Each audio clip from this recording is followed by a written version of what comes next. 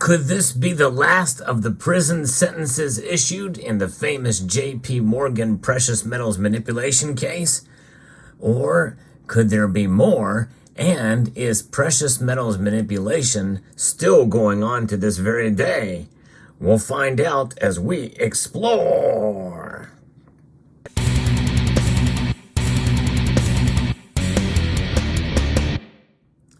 When we think about precious metals manipulation, we think about fake trades, spoofing, right? In other words, it is the false pretense of where the price of gold and silver is and manipulated essentially. And that's exactly what this story is about. In fact, the story itself is manipulation. And who would have ever thought that we'd be living in such a world in fantasy where artificial intelligence rules the day? You know, fantasy is something that is something we think about, and it's usually entertaining. But in this case, it's actually being used in some ways against us. I'll talk more about that at the end, as how ironic that this is happening here. I'll explain at the end of the video, so stay tuned for that. But let's get into the story here from investing.com. I don't even know if I should give the source, but that's where I got the story. And we know what happened because I did check it with two other sources, but this one was one that was referenced from one of the other ones. In a continuing clampdown on fraudulent trading practices, a former J.P. Morgan Chase gold trader, Christopher Jordan, was sentenced to serve 6 months in prison last week. The conviction is associated with deceptive orders he placed between 2008 and 2010, as ruled by U.S. District Judge Edmund Chang in Chicago. Now, it does follow, and you may remember, because I've been following this story very closely for a couple of years now, actually. I probably should have done a playlist of this because this was big news when it broke, because J.P. Morgan admitted to it, and I'll talk about that here in a moment. But we know precious metals manipulation is real, but there is some nuance there, where I've kind of have some doubts about it. And I've talked about that quite frequently too, but nonetheless, it follows the 2-year prison term given to J.P. Morgan's former top gold trader, Greg Smith, marking the most severe sentence yet in the U.S. government's effort to curb dubious trading practices. Michael Nowak, the desk's ex-boss, was handed a 1-year sentence. I covered that topic as well, or that story. 2 other individuals involved in the case managed to avoid imprisonment after pleading guilty and cooperating with authorities. The cases involved J.P. Morgan have been the apex of federal crackdowns in major Wall Street banks such as Bank of America, Deutsche Bank, and Morgan Stanley for spoofing in general. It's just a form of market manipulation. In 2020, J.P. Morgan agreed to pay a $920 million settlement following allegations brought by the Justice Department. This was the largest fine imposed on any financial institution for market manipulation since the global financial crisis.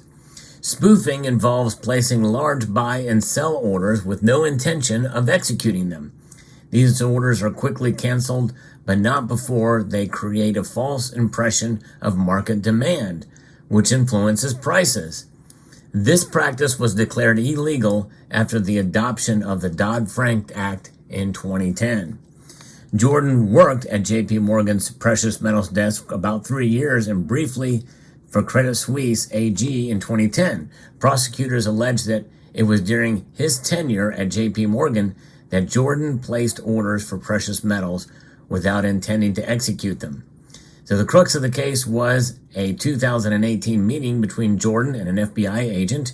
Prosecutors claim that Jordan confessed to fraudulent trading during this meeting, a claim contested by Jordan's defense attorneys who insisted their client never specifically admitted to spoofing or fraud or any illegal activity. Now, I'm going to stop right there because, remember, it was the Dodd-Frank legislation in 2010 that stopped the spoofing, made it illegal. Not stopped it, because obviously it continued for some time, but this conviction for this guy, Christopher Jordan, was for trades that were done between 2008 and 2010, which is before the legislation became law.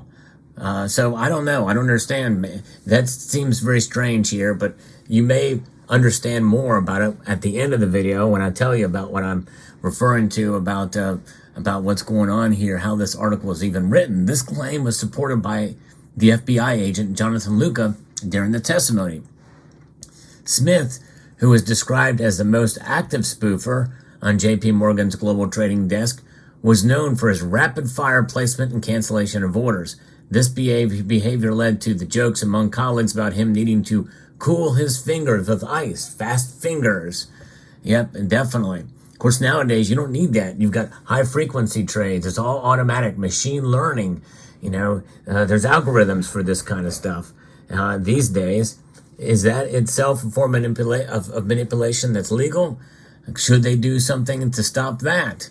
Smith was described as the most active spoofer, and we talked about here, but then last year, federal jurors in Chicago convicted Smith and Nowak after determining they had used deceptive trade orders to influence precious metals for profit from 2008 to 2016.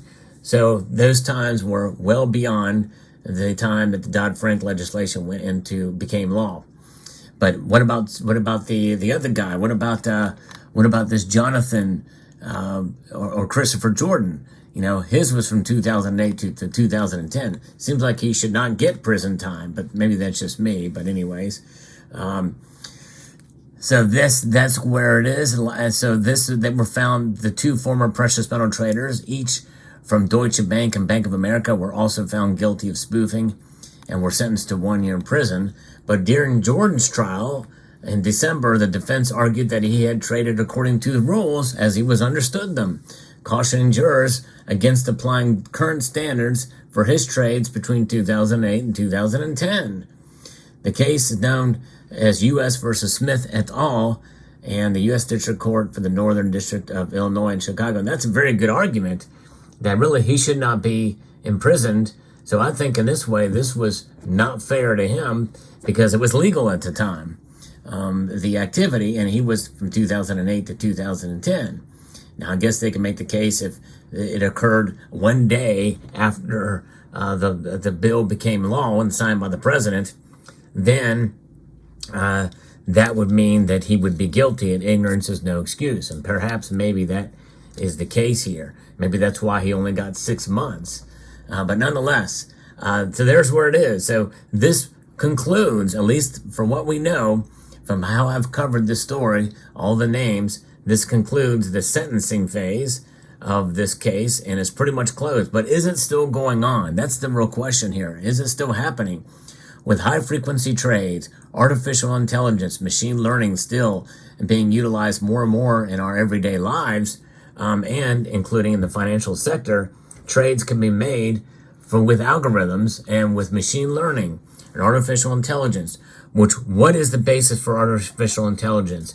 It is based off input. That input comes from humans. That's where it starts. And that's how artificial intelligence is being built out.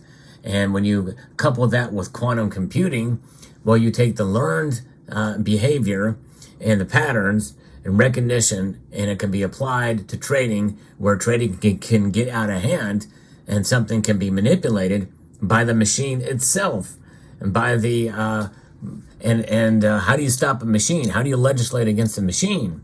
Artificial intelligence. I don't know, but it's kind of scary where we're going these days with it, and it makes you wonder how far along this thing will go, and if regulators will put a stop to it and put the human element back into it, where you have to be able to cool your fingers with ice, as it were.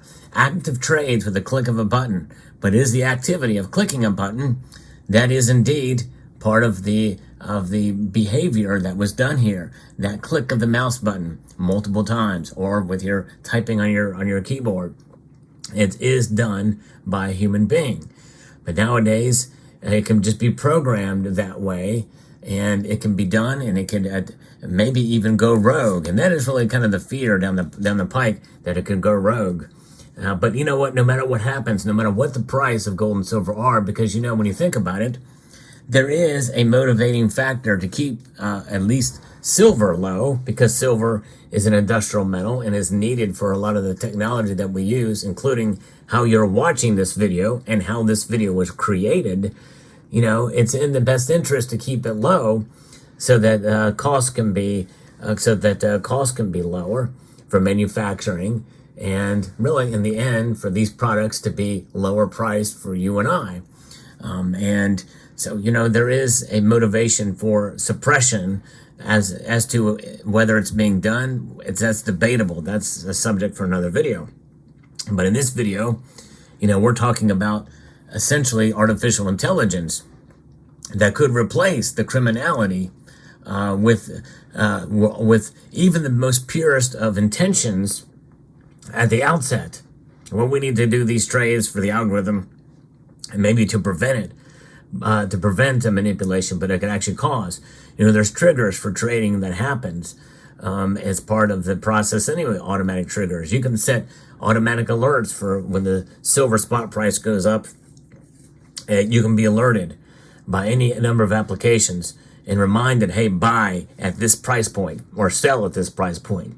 That thing happens all the time in the marketplace. And now it's only a matter of time before we start to see that being implemented for nefarious purposes, or it just goes rogue and goes out of control. And when quantum computing gets involved, well, it's a whole nother ball game there. But so what about this artificial intelligence with this story itself? Well, that's just it. The very last line of this story is the following. This article was generated with the support of artificial intelligence and reviewed by an editor. There you go. So the whole story was created out of artificial intelligence from news reports, I assume, and put together there on investing.com. Hey, at least they admitted it. There is no author of this piece. There's only an editor. And that's the world we live in today, where everything is being written by a program. But you know what? They cannot write, they cannot script, they cannot code precious metals. Gold and silver exist as they have for thousands of years. They always will maintain value because no matter what your thoughts are on manipulation, in a sense, price is just a number. It really is.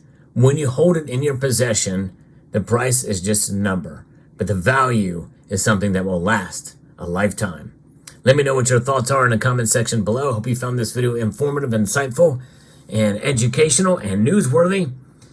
I want to extend that multitude of gratitude to you all and encourage you to please rate this video. That means press the thumbs up button down below, share it, comment, and subscribe.